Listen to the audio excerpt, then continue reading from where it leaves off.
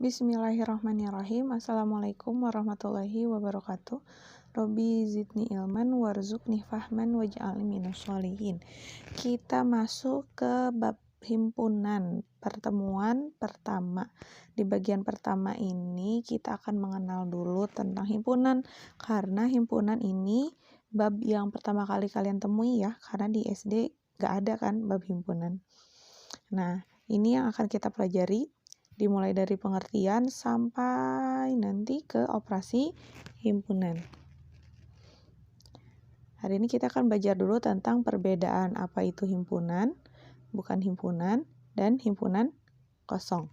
Jadi, himpunan itu adalah sekumpulan objek yang berbeda dan memiliki aturan yang jelas. Jadi, yang harus ditandai adalah aturan yang jelas. Kalau bukan himpunan, kumpulan objek. Nah, yang berbeda dan tidak memiliki aturan yang jelas. Kalau himpunan kosong, himpunan cuman dia tidak memiliki anggota. Notasinya itu adalah lingkaran yang dikasih garis atau kurung kurawal yang nggak ada isinya. Untuk lebih jelasnya kita lihat contohnya. Contoh dari himpunan itu adalah kumpulan siswa usia 13 tahun. Ini jelas nih aturannya, harus siswa dan harus 13 tahun. Jelas ya. Berbeda dengan ini, kumpulan siswa pintar. Ini bukan himpunan. Kenapa? Karena aturannya tidak jelas. Pintar itu aturannya nggak jelas, relatif ya. Mungkin menurut ibu pintar, buat kalian enggak gitu. Nah, apalagi misalnya contoh-contoh lainnya yang bukan himpunan, yang bersifat relatif. Misalnya baik, cantik, atau misalnya tanaman yang tinggi gitu ya, pohon yang pendek gitu kan. Pokoknya hal-hal yang bersifat relatif itu maksudnya ke bukan himpunan. Nah, kalau himpunan kosong contohnya kumpulan siswa SMP yang memiliki cucu. Jadi ini aturannya jelas, siswa SMP terus udah gitu harus punya cucu lagi. Cuman nggak ada kan anak SMP yang udah punya cucu gitu. Makanya ini dibilang himpunan kosong karena tidak memiliki anggota. Oke. Ibu punya kumpulan makanan pedas, kumpulan manusia yang makan tanah, dan kumpulan makanan Korea. Kumpulan makanan pedas, karena pedas itu relatif ya, berarti dia masuknya bukan himpunan. Nah, kumpulan manusia yang makan tanah. Ini aturannya jelas, tapi kan nggak ada manusia yang makan tanah. Karena tidak ada anggotanya, masuknya ke himpunan kosong. Kemudian, untuk kumpulan makanan Korea ini jelas nih, berarti ini masuknya ke himpunan. Oke ya, yang ini aturannya jelas, ini hal-hal yang relatif, ini yang nggak ada anggotanya. Berikutnya, nih tentang keanggotaan himpunan. Keanggotaan himpunan ini, lambangnya ini nih, yang seperti huruf C terus dikasih garis di tengahnya. Itu dipanggil, itu namanya elemen. Jadi kalau ibu bilang X merupakan anggota himpunan dari A gitu ya, yang ini tuh dibacanya. Tapi kalau yang E-nya itu dicoret, berarti X bukan merupakan anggota himpunan A. Jelas ya, mudah. Nih, misalnya ibu punya A sama dengan kurung kurawal 1, 2, 3, 4. Ini dibacanya himpunan A adalah 1, 2, 3, 4 gitu ya. R isinya ini, K isinya ini. Nah, berarti ibu bisa bilang nih kalau 3 itu adalah elemen dari A atau 3 anggota himpunan A. Kenapa? Karena di dalam A ini nih ada 3-nya nih di sini ya. Berarti bisa ditulisnya 3EA gitu ya, dibacanya 3 anggota himpunan A. B anggota himpunan R. C bukan anggota himpunan R. Kenapa? Karena di R ini tidak ada C-nya. Dari A, B langsung ke D. Terus 0 anggota K. 0 bukan anggota R. Betul ya? Dan untuk menamakan himpunan itu harus menggunakan huruf-huruf kapital. Jadi harus huruf besar. Sedangkan anggotanya di sini kita nulisnya harus pakai huruf kecil. Simbol-simbol himpunan bilangan. Ini hanya perjanjian saja untuk memudahkan ketika penulisannya tidak panjang. C itu untuk bilangan cacah yang mulai dari 0. N itu bilangan asli yang mulai dari 1. Z itu himpunan bilangan bulat yang semuanya ya positif negatif asal tidak ada koma. E itu bilangan genap karena bahasa Inggrisnya genap. Bilangan genap itu even. Dan bilangan ganjil itu kita bilangnya O karena bahasa Inggris dari bilangan ganjil itu adalah odd. P itu adalah bilangan prima. dan R adalah himpunan bilangan real. Oke ya. Nah, cara menyajikan himpunan ini ada 3. Kita bisa dengan mendaftar anggotanya, kita bisa dengan menyatakan sifat yang dimiliki, dan juga bisa menuliskan notasi pembentuk himpunan. Sekarang lihat dulu yang A. Maaf.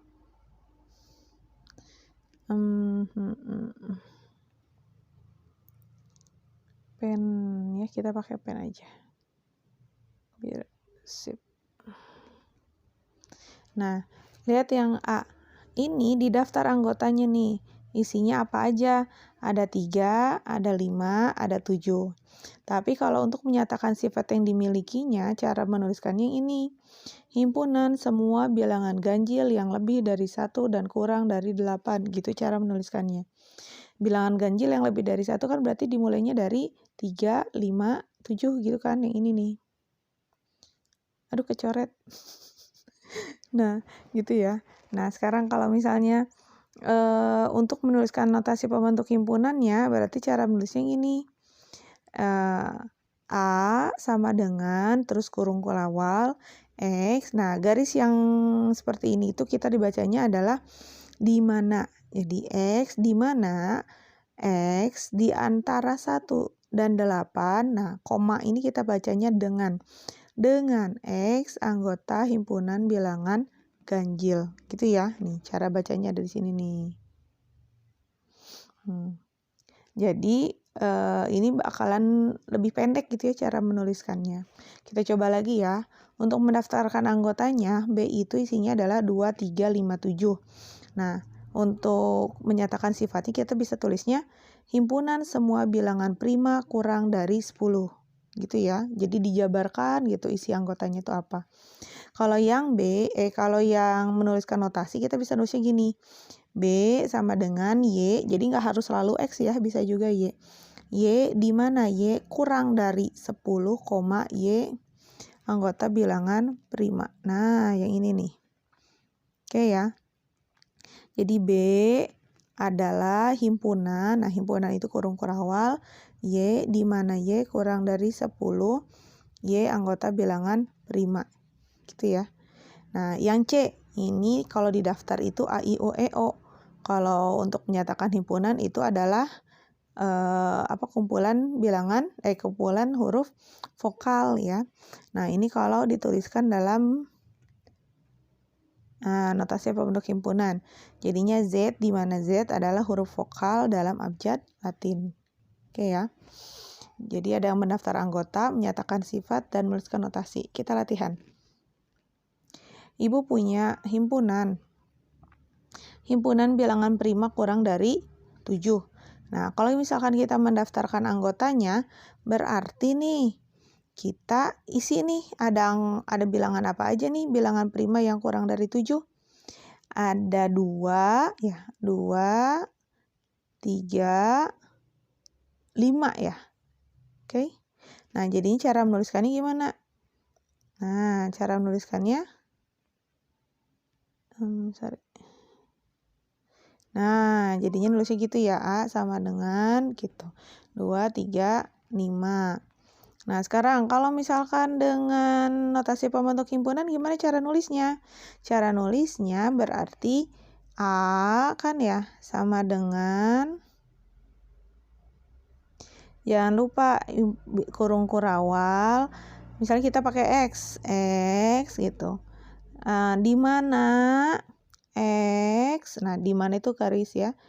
X-nya apa? Kurang dari 7, X, aduh aku cukup elemen P. Duh, kepanjangan. Gitu ya, jangan lupa ada kurung kurawalnya ya sebelah sananya. Jadi kita A sama dengan kurung kurawalnya itu himpunan, jangan lupa di mana X kurang dari 7. Nah, gitu deh. Yang lebih terlihatnya ya. Nah, Ibu punya himpunan bilangan bulat antara 2 dan 8. Berarti isinya adalah 3, 4, 5, 6, 7 ya. Karena di antara 2 sama 8-nya nggak masuk. Nah, untuk notasi pembentuk himpunan seperti ini.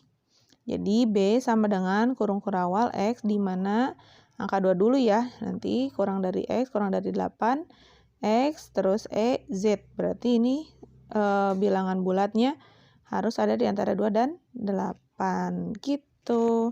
Sekian dari Ibu. Mohon maaf apabila kesalahan. Assalamualaikum warahmatullahi wabarakatuh.